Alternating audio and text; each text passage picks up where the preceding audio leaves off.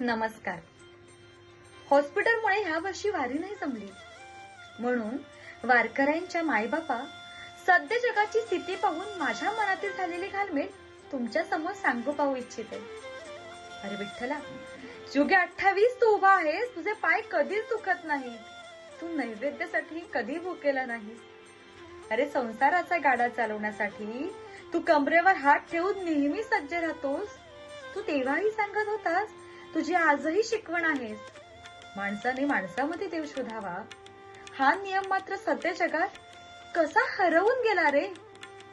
अरे ती आजची द्रौपदी अत्याचाराची आर्त हाक मारते, गुलामगिरीच्या अंधारातून सुटून भीतिमय जगात वावरते.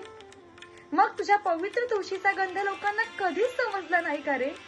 अरे स्त्री शक्ती म्हणत तिच्याच हातून असा कसा डाव सुटला रे.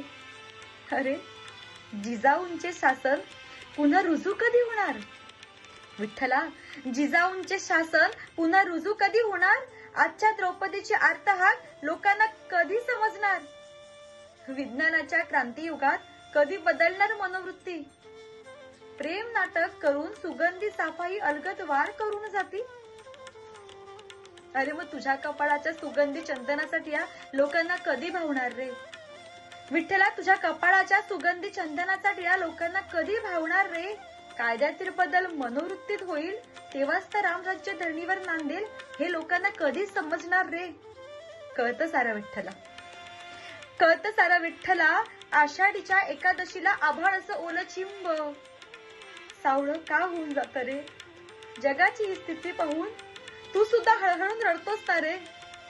पंढरीनाथा, सुविचारांचा समाजात आता तरी दाळ उघड रे. पंढरीनाथा, सुविचारांचे समाजात आता तरी दाळ उघड रे. पावन चंद्रभागेसारखे निर्मळ विचार खळखळून वाहू दे रे.